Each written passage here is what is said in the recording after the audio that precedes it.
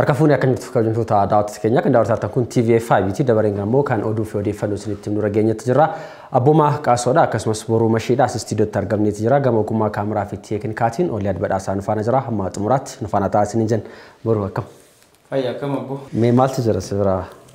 Odeeffannoo waqtaawaa ta'an qabannee jirra. Wanni gama kiyyaan jiran keessaa inni tokko kooraa kaafaa'oon yaa'ii idilee isaa lammaffaan gaggeeffate.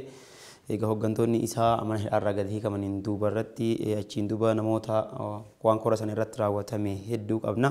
Gama kaaniin immoo pirezidaantiin Jibuutii Ismaa'eel Omar Gilleen magaalaa Finfinnee keessa jiru amma dhimmoota garaagaraa irratti ministeera muummee Itoophiyaa Abiyyi Ahimad waliin dhimmoota diinagdee irratti mari'atuudhaaf magaalaa Finfinnee galaniitii jiru. Gama kaaniin immoo gargaarsi namoomaa lammiilee naannoo Tigraay irraa buqqa'anii gara magaalaa Samaraa jiraniif gargaarsi dhala namoomaa kennamaa jira akka jedhu qabanneetii jirra. Ana biraallee magaalaa Finfinnee magaalota 15 keessaa qaala'insa jireenyaatiin sadarkaa jalqabaa qabaachuunis dhugumatti magaalaa Finfinnee uummanni magaalaa Finfinnee rakkoo hamaa keessa jiraachuu akka danda'utti kan agarsiisu qaala'insi jireenyaa guddaa ta'uu isaa gabaasni beekni jira. Isaallee daawwattoota keenya biraan kan geenyu ta'a. Inni biraa immoo akaadaamii awaardii Oskaar irratti taateen mudate nama dinqisiiseeti kan inni jiru yeroo namni dhaabanaafamuu argineeti kan inni jiru maalidha kan jedhu daawwattoota keenya biraan kan geenyu ta'a. Akkasumas waa'ee Raashiyaa fi Yuukireenii gaggabaabsee daawwattoota keenya biraan kan geenyu ta'a. Qabxii jalqabaatti kan kaafan ta'a. Ayyee abbooma akkuma beekamu paartiin Koongireesii Federaalaa Oromoo paartiilee Oromiyaa keessatti socho'an keessaa isaan hangafaa warra keessattuu qabsoo karaa nagaatti amananii fi yeroo hedduu paartii addaa illee dura dhaabbatti isaan warra akka dansaa maqaa guddaa qabanidha. Isayyuu harka duwwaa yeroo barattoonni Oromoo qabsoo diddaa garbummaa gaggeessaa turan sanitti barattoota Oromoo bira dhaabbatee paartii jijjiiramni kun akka fuulla'u gahee guddaa taphate keessaa isa tokko. Paartiin kun garuu eegaa jijjiiramni kun dhufeen duubatti adeemsi jijjiiramaa waliigaltee irratti dhibbee ta'e san jidduutti paartii miidhamillee keessaa isa tokko. Akkuma beekamu filannoo biyyaalessaa ka marsaa jaffaa Itoophiyaan gaggeessite irratti paartii hirmaatuudhaaf adda durummaadhaan namoota ijaaree munyuqaa ture keessaa illee tokko. Haa ta'utti garuu sababa hoogganoonni keenya nurraa hidhaman akkanumallee ammoo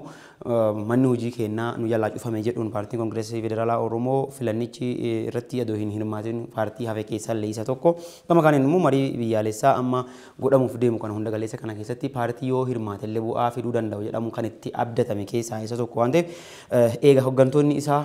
warri akka keessayyuu hoogganaan paartii kanaa yeroo hedduu akka dansaa uummata bira beekamtii qabu itti aanaa hoogganaa jechuudha. Obbo Baqqalaa Garbaa hidhameen asii jechuudha. Akkasumas miseensonni isa waliin jiran warra akka Obbo Jawaar Mohaammed fa'aa guyyoota 558 manadhaa keessaa eega turanii isaan gadi baaniin duuba yeroo jalqabaatiif hoogganoota isaa akka sadarkaalee aanaallee jiran waliin kan inni walitti quunname yaa'ii lammaffaa miilana magaalaa Finfinneetti geggeesse keessaa isa tokko. Walgahii sana irratti Piroofeesar Mararaa Guddinaa dura taa'aa paartichaa godhachuudhaan itti filateetii kan inni jiru. Akkanumallee immoo Obbo Baqqalaa Garbaa itti aantummaadhaan akka dursuu fi Obbo Jawaar Mohaammed immoo itti aanaa isaanii ta'e akkasumas koree jiddugaleessaa hojii raawwachiiftuu warra jedhan 16 addatti filateetii kan jiru jechuudha. Paartiin kun koraa hedduu milkaa'aa turee fi tasgabbii fi bifa naamusa qabuun xumurame jechuun hin danda'amu. Akkuma tiraakaaste paartiin kun dambii siyaasaa ittiin bulmaata isaarree ilaaluun isa barbaachisaa akka ta'e hooggantoonni paartichaa ibsanitti kan isaa jiranii. Akkasumas immoo caasaa babal'isuu wajjin wal qabatee caasaalee isaanii hamma gadiitti yookiin ammoo hanga hawaasa Oromiyaa keessa jiruu fi Oromiyaa keessa hin jirre hundumayyuu keessattuu akkaataa ittiin dhaqqabsiisuu danda'an irratti illee kan isaan mari'atan akka ta'e illee gabaafamee kan jiru. Gama biraatiin ammoo akkuma tikaaftee koreen giddu galeessaa akkasumas koree hojii raawwachiiftuu garaagaraa filameeti kan inni jiru. Walumaa galatti maal agarsiisa keessumaa erga boordiin filannoo biyyaalessaadha paartiilee garaagaraatiif koree akka ta'an waamicha dhiyeesseef keessaa paartiin kun keessatti argamu keessaa isa jalqabaati. Kana wajjin wal qabatee haala kanaan paartiin kun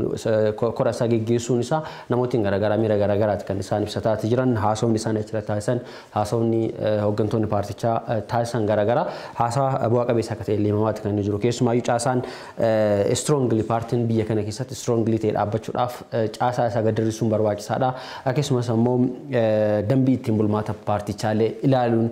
waan fooyyessuu qabu fooyyessuun waan itti dabaluu qabu waan hir'atee fi rakkoo isaa maal kan ture maaltu jira kan jedhu isaan madaaluu fi wal qorachuu wanti kun barbaachisaa akka ta'e illee kan xiinxalamaatu jiru. Gama dambii siyaasaatiin fudhate biyya kana keessa keessumaa dambii siyaasaa cimaa paartiin qabatee yeroo garaagaraatti mul'atu ni argitu garuu paartileen baay'een isaanii walii isaaniitti walirratti duulu alatti dambii ofii isaanii strongly ta'e qabatan yeroo isaan bahan baay'inaan mul'atu. Kun ammoo paartiin kun namoota gameeyyii siyaasaa hedduu of keessaa qaba. Namoota siyaasa keessatti buleeyyii ta'an hedduu isaanii paartii kana keessatti kan isaan argamanidha. Kun ammoo akka paartiin kun irraa fayyadamaa taasisu kan taasisee jiru fakkeenyaaf namoota ciccimoo hedduu kanneen paartii kana keessatti argaman kanneen waggoota dheeraaf siyaasa biyya kanaa keessatti gameessa ta'an kanneen akka obbo Baqqalaa Nagaafa, obbo Gabra Maariyaam fa'aa dabalatee akkasumas obbo Olbaanaa Leellisaadha akkasumas obbo Dajanee Xaafaafaati namooti siyaasa biyya kanaa keessatti muuxannoo hedduu qabanii fi gameeyyii ta'uu wajji wal qabatee paartiin kun ammoo hooggantoota amma kora giddugaleessaa yookiin ammoo garee giddugaleessaa biyyattii keessatti muudaman yookiin namooti koree hojii raawwachiiftu giddugaleessaa keessatti muudaman hedduun isaanii yoo ilaalte dargaggoota fi dabalaa dhufuun ammoo paartiin kun ammoo gama itti abdachuudhaatiif gara biyya kanaatiif illee faayidaa akka qabutti kan inni agarsiisu namoota gameeyyii adda addaa of keessa qabachuu namoota siyaasaan ciccimoo ta'an kan akka Baqqalaa Garbaa fa'aa Jawaariin fa'aa namoota ciccimoo akkanaa kan of keessatti hammachuun isaa ammoo paartiin kun akka moor cimuu fi akka waan guddaa qabatee dhufu kan eegamu jechuudha. Keessayyuu paartileen akkanaa kun nama fakkeenyaaf yeroo hedduu kufaatii biyyootaatiif wanni ta'u yoo mootummaan jechuudha mootummaan aangoo irra jiru sun ofii isaatiif aangoo irra turiisaaf jedhee yeroo hedduu paartiin aangoo qabatee jiru warra aangoo hin qabanneef jalatti rukutuudhaan waan beekamuuf yeroo paartiin sun irratti hojimaanni badaan raawwatamee paartiin sun yookiin diigamuuf dadhabuudhaaf dhufutti sadarkaa paartiin sun kufutti paartiin biyya fuudhee itti fuufuuf yeroo dhabamee rakkisaa ta'utu jira biyyoota Afrikaa keessaa kun baratamaadha. Paartiin akka Koongireesii Federaalaa Oromoo kun sanyiin akka paartii kanaa kun biyya kana keessatti yoo heddummatee gama hundaanuu jechuudha. Kabaaleen gara jiddu galeessaatiin illee gara hundumaanuu yoo baaf lixaaletti yoo baay'atee paartiin naamusa akkasii kanaan socho'uu danda'u paartiin warraaqsa hidhannoo maleessatti amanuudha. Paartii karaa seer-qabeessaan deemu kan akkana kanarratti yoo hojjetame mootummaan mataan isaatiyyuu fayyadamaa irraa ta'uu akka danda'u hubateeti jira fakkaata. Kanaaf paartiin Koongireesii Federaalaa Oromoo yaa'ii lammaffaa isaa geggeesseetii kan inni jiru jechuudha karaa ifa ta'een wannichi milkaa ture karaa tasgabbii fi nagaa qabuun ture paartiin garaagaraa achirratti hirmaatanis jiru jedhameeti jira. Warri akka Areena Andinet fa'aa dabalatee paartiileen hedduun hirmaatanii koora kanarraa qooda fudhatanii irraa muuxannoo fudhatanii deebi'aniira. Siin paartii kana keessa waggaa dheeraaf turanii miidhaman kanneen akka Kaffaaloo fa'aa achirratti haasawaa taasisaniiti kan isaan jiran namootiin baay'een isaanii kanneen rakkoo garaagaraatti saaxilaman paartii kana keessa baroota hedduuf jechuudha qabsaa'aa turanii hedduun isaanii achirratti haasawaa taasisaniiti kan isaan jiranii akkasumas paartiin kun ammoo paartiilee kaawwan kanneen akka paartii adda bilisa baasaa Oromoodha ABO wajjinis walitti dhufeenyi inni qabu gaarii akka ta'e illee hooggantoonni paartichaa ibsaniiti kan isaan jiranii waliigaltee hamma sarkaadhumatti walii gaanii yeroo isaan walii mallatteessanii booda sababa gaagama biyyattii keessa mudateef gara mana hidhaattis yeroo isaan darbataman illee akka ibsanitti kan inni ture jechuudha. Walumaa galatti korri kun kora milkaa'aa akka turedha kan torbee kana guyyaa darbee kana keessa odeeffamaatu ture. Daawwattoota keenya biraan egaa kana jenneeti qabxii keenya asattanti dabala. Akka odeeffannootti kan jiru keessaa inni tokko pirezidaantiin Jibuutii Ismaa'eel Omar Gilleen magaalaa Finfinnee kaleessa kan isaan seenanii sanbata guddaa jechuudha gaafa dilbataa magaalaa Finfinnee seenanii gaafa isaan achii ol seenan immoo buufata xiyyaaraa idil addunyaa Kaabooletti argamu irratti jechuudha. Ministeerri muummee Itoophiyaa Dr. Abiyyi Ahmed illee simatanii obboleessi kiyya baga biyya keessan taa lammeessootti nagayaan fullaatan jechuun simannaa ho'aa godhanii fi akka jiranii fi dhimmoonni isaan irratti mari'atamu jedhanii yaadamu inni guddaan dhimma dinagdeeti. Gama biraatiin immoo dhimma dinagdee kanaan kan wal qabatu keessaayyuu waa'ee daandii baaburaa akkasumallee daandii ka Jibuutii irraa gara Finfinneetti seensisu jechuudha. Itoophiyaan akkuma beekamu balbala mataa isii hin qabdu, hulaa hin qabdu. Hulaan isiin fayyadamtu Jibuutii. Jibuutii akka hulaatti itti fayyadamti. Dhimmoota kanarratti akkasumallee itti fayyadama bisaanii, elektirikaa fi teekinooloojii irratti waliin kan mari'atan taa'ama jedhameeti. Kana durallee irratti hojjetamaa ture keessaa isa tokko. Dhimmoota akkasii irratti waliin mari'atu keessaayyuu sababa dhiyeenya kana Itoophiyaan biyyoota galoo galaanaa galaana diimaa keessatti wirtuu ijaarame san keessa hafuufallee hordofee tarii wanni tokko dubbatamuu danda'a shakkiin jedhullee jira gaafa isaan marii isaanii xumuraniin duuba tarii wanni gama miidiyaaleetiin bahuu danda'an jiraachuu malu akkuma kanaan dura kaafteetti biyyooti galoo galaana diimaa irratti gurmeessanii ture warra akka Saawud Arabiyaa fa'aa warra akka Sudaanii fa'aa hirmaatanii Itoophiyaa fi Yuunaayitid Arab Imireetiin keessa hafuun isaanii shakkii guddaa kaaseeti kan inni ture dhimmoota akkasii fa'aa irratti tarii dubbachuu danda'u shakkiin jedhullee jira. Gama kaaniin immoo lammiileen naannoo Tigraay ka Samaraa jiran jechuudha warri baqatanii warri beelaanii fi jibbaatanii innaan as fulla'anii jiran nama 9,000 ta'uu fi dhaabbanni fannoo diimaa idil addunyaa fi waldaan fannoo diimaa Itoophiyaa jechuudha waliin ta'ee gargaarsa midhaan nyaataa waan isaan uffatan fa'aa kennaa fi jira ka jedhu gabaasa miidiyaalee qaba argisiisee jira jechuudha. Itti dabaluudhaaf akkuma ati jalqabaraati kaasuu keessumaa kan pirezidaantii kanaa wajjin wal qabsiisee qabxii atamaraatu ta'e keessumaa erga Masriin warra galoo galaana diimaa kana wajjin walitti dhufeenya michoomaa baay'ee qaban keessaa Jabuutii qabatanii harkatti kan isaan jiranii Jabuutii harkatti qabachuun isaanii ammoo tokko Itoophiyaadhaaf ergaa guddaa kan dabarsu Itoophiyaan ammoo pirezidaantii kan ofitti waamuudhaan yoo yaadannee yeroo darbeetti jechuudha pirezidaantiin Masriidha Alsiisiin yeroo isaan Jabuutii deemanii pirezidaantii kana wajjin dubbataa turanillee daawwanneeti kan turre Finfinnee irra darbanii akkamittan achi dhaqanii biyya kana wajjin mari'atanii akkasumas naannoo kana keessatti Hornoo Afrikaa kana keessatti maal hojjetaati kan isaan jiran jechuudhaan shakkii garaagaraa uumaati kan inni ture maybe wanti kun kanas ta'uu danda'a akkasumas piroojeektiin amma isaan wajjin hojjechuuf walii galtee irra jiran yeroo ni yaadanna bara bulchiinsa darbee keessa jechuudha yeroo lafa garaagaraadhaan muranii fi Jibuutiidha kennanii Jibuutiin lafoota garaagaraa fayyadamuudhaan Itoophiyaan immoo hulaa isaanii fayyadamaa akka turteetti exchange yeroo isaa wal godhaa turan maaltu ta'uu deema kan jedhu kan yeroo furu ta'a walumaa galatti inni biraa qabxii nuti kaasnu waa'ee magaalaa Finfinnee wajjin wal qabsiiseeti magaalaan Finfinnee Afrikaa magaalota Afrikaa 15 keessaa qaala'insa jireenyaatiin tokkoffaa taateetti gabaasni jedhu baheeti kan inni jiru magaalaa Finfinnee kana keessattan gatiin meeshaalee garaagaraadhaa fudhattee dabaluu wajjin wal qabatee hamma parsentaa 58.93 tti ol guddatee akka jirudha kan agarsiisu kun maal agarsiisa magaalaan Finfinnee magaalaa keessa jiraachuudhaaf cimtuu taates akka ta'edha kan inni ibsu sadarkaa lammaffaa irratti magaalaan Abujaadha magaalaan Naajeeriyaadha jechuudha sadarkaa lammaffaa irratti kaa'eeti kan inni jiru akkasumas magaalaa Zimbaabuweedha Harariin sadarkaa sadaffaa irra kaa'eeti kan inni jiru innis dhibbeentaadhaan 52.33 dha magaalaan Harariidha jechuudha kan Zimbaabuweedha. Walumaa galatti akkaataa lakkoofsa uummataatiin yoo fudhanne fakkeenyaaf magaalaan Abujaadha magaalaa guddoodha magaalaa biyyoota Afrikaa keessaa iyyuu lakkoofsa uummataa guddaa qaban jedhamuudhaan beekamtuudha magaalaan kun lammiileen Naajeeriyaadha lakkoofsaanis guddaadha Afrikaa keessa sadarkaa jalqabaa irratti kan isaan argamanii Finfinneen ammoo magaalaa guddoodha magaalaa guddoo biyya ardii Afrikaa keessatti argamtu keessaa magaalaan guddoodha magaalaa sadarkaa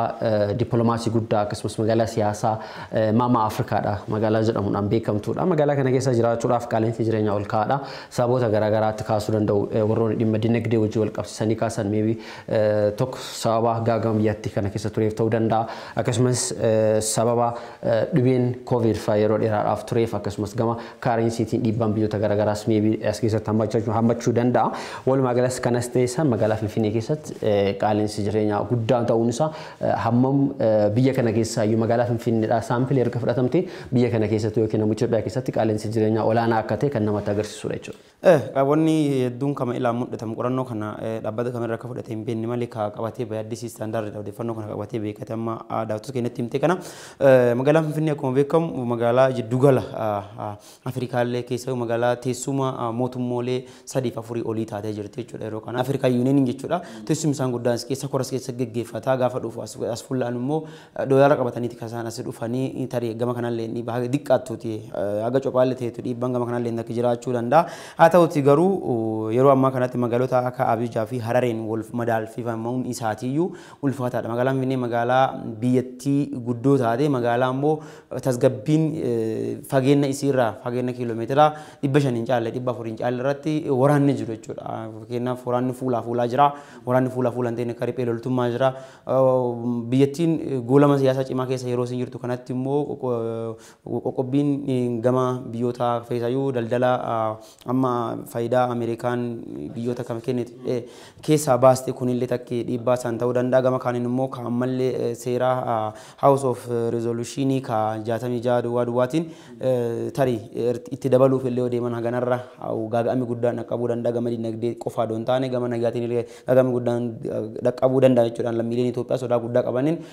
no more jedhanii yeroo isaan yeroo lammaffaadhaaf sochii no more geggeessuudhaaf fedhii akka qaban itti argisiisaa jiran illee hin beekama haa ta'utti garuu qaala'insi jireenyaa amma magaalaa Finfinnee keessa jiru kun gama kamiiniyyuu yoo irratti hin hojjetamne duuba deebi'uudhaaf isa rakkisaa ta'e gaaga amma diinagdee cimaa fiduu hordofsiisuu kan danda'u jechuudha. Lammiileen biyyattii sadarkaa jinnuu irra yeroo itti ga'anitti jira waan ta'eef. Wanti kun imeejii magaalaa kanallee balleessuu danda'a. Keessumaa sodaan guddaan jiru maal fakkaata seete fakkeenyaaf magaalaa Asmaraadhaa yoo fudhatte yeroo kanatti pirezidaantii yookiin immoo bulchiinsa Isaayyaas Afwerqiitti wajjin wal qabsiisanii yeroo baay'ee waan laallamuu fi dhiibbaa gama saniin jirullee kan itti agarsiisuuf magaalaa san hammas fedhiin kan kee daawwachuudhaafis ta'ee keessa deemtee jiraachuudhaaf fedhiin kan kee baay'ee guddaa ta'e kan inni mul'annedha. Garuu immoo magaalaa Finfinneedha. Magaalaa Mama Afrikaa jedhamuudhaan beekamtudha. Magaalaa dippiloomaasiin guddaan keessa geggeeffamudha. Magaalaa siyaasaa guddaadha. Magaalaa sabaaf sablammiin hedduu keessa jiraatan dhaabbileen gurguddoon magaalaa kana keessa tan hundeeffatanii magaalaa kana keessa jiraatanidha. Hawaasni magaalaa kana keessa jiru sadarkaa kanaan gaagamsi amma fakkeenyaaf yeroo darbe keessatti jechuudha kantiibaa magaalaa Finfinneedha Aadde Adaanech Abeebeedha. Jiraattota magaalaa Finfinnee wajjin walitti qabuudhaan yeroo marii geggeessaa turanitti yaada hawaasa naannoo isaanii yoo fudhatte abbootiin qabeenyaa magaalaa Finfinnee keessa jiraatan abbootiin qabeenyaa magaalaa Finfinnee keessa jiraatan haala amma jiru kanaan yoo isaa itti fufan ta'e yookiin immoo dhiibbaan ammaa kana yoo itti fufan ta'e hiyyeeyyii magaalaa Finfinnee keessa jiru abbootii qabeenyaa nyaachuudhaaf duuban deemnu jechuudhaan yeroo hawaasni komii isaa ibsataa ture daawwanneeti kan nuti jiru jechuudha. Kun maal agarsiisa abbaan qabeenyaa magaalaa kana keessa jirullee yoo gara keessan dhufa an gara keessan fuulaa'ee an gara keessan dhufa jechuudhaan hawaasni miira akkasii keessa seenaatti kan inni jiru walumaa galatti wanti kun haardi ta'uu danda'u yookiin immoo cimuuti kan inni danda'u gaagama biyyattii keessatti mul'atu keessa magaalaa guddoo keessatti hamma kana yoo ta'e magaalaa akka Mooyyeleedha magaalaa akka daangaa irra jiran fudhadhuuti ilaali magaalaa Ogaaden fudhadhu ilaali magaalota daangaa irra jiran kan biyya kana daangaa Zaala Ambassaa kan inni ilaaliiti wanti kun maal ta'uu danda'a kan jedhu baay'ee ulfaachuuti kan inni malu walumaa galatti mootummaan waan kana xiyyeeffannootti kennuu qaba abbootiin qabeenyaallee jechuudha yeroo darbe fakkeenyaaf mazeetii wajjin wal qabsiisanii qaala'insi jireenyaatii wajjin haala akkaataan ittiin isaan pirootektuudhaa jiran waan qaban san akkaataa ittiin dhoksaa jiran isaan baasuu ittiin danda'u haalli sun kanarratti mootummaan xiyyeeffannoo kennuutti kan inni qabu waa'ee fakkeenyaaf dhiibbaawwan gama Ameerikaatiin jiru kaasteetti ati jirte jechuudha fakkeenyaaf kan House of Resolution akkasumas kan Agawaa fi kaafneeti kan nuti jiru dhaabbileen kun maybe wantoonni kunniin magaalota kana qofa keessatti mul'achuu dhabuu danda'a hawaasa keessatti industrial parkiin jira fakkeenyaaf industrial parkii san keessatti namootiin hojjetan lakkoofsaan meeqa ta'u gaafa dhaabbanni kun hojii dhaabsisee Agawaan kun itti fayyadama kun gurgurtaan kun dhaabbatni kun hojii kana dhaabuuf kan inni deemu hawaasni magaalaa sanii akkam ta'uu danda'a kan jiru osoo qorannoon cimaan geggeeffame yeroo ammaa kana waan mul'achuu danda'udha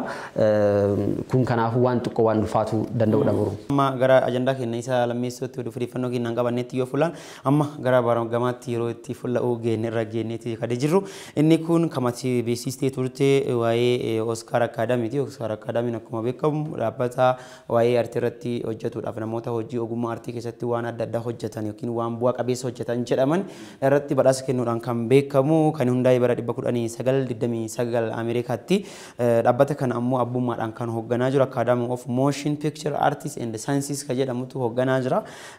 Waggaa waggaadhaan artistoota dameelee garaagaraatiin bu'aa gaarii fidan dhiiraaf dubaraan qoodeeti kan inni badhaasuudhaan beekamu. Isarra ammoo badhaafamaan baranaa Chris Rock kabalameeti kan inni jiru waltajjii gubbatti waa'ee kabalaa sanirraa dubbanna. Akkuma tirraati kaastee Emmy Award irra dabalatee Oscar Award badhaasota gurguddoo international yookiin akka addunyaatti jiran keessaadha kanneen gama aartiitiin jiranidha. Fakkeenyaaf gama dhimma nageenyaa wajjin wal qabatee fudhannu noobeelii nageenyaa kaasuutti kan dandeenyu badhaasa gama aartiitiin jiru kanneen namoota gurguddoon addunyaa kanaa aartistiin fiilmii akkasumas gamoota baay'eedhaan jiran as keessatti kan isaan hammataman jechuudha. Sirna badhaasaa kanarratti jechuudha. Viidiyoo tokko taasisnee daawwattoota keenya biraan kan geenyu ta'a jechuudha. Viidiyoo kanarratti jechuudha namni Chris Rock jedhamu baay'ee tokko dhaameeti kan inni jiru. Chris Rockin William Smithtu dha'ee William Smithin ammoo maaliif dha'ee haadha manaa isaa wajjin wal qabsiiseeti jechuudha. Haadha manaa Jaadaa Piinsaa Smith irratti inni komeediidha. Namootuma achi keessatti jiran fakkeenyaaf Lupaato Nigaa yoo fudhatte Lupaato Nigaa fiilmii Quat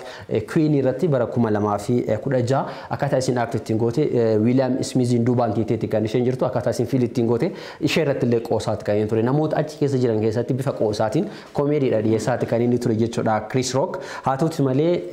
William Smith haadha manaa isaa yeroo inni itti qoosuudhaan ibsu keessumayyuu haati manaa isaa mataan ishee qulqulluudha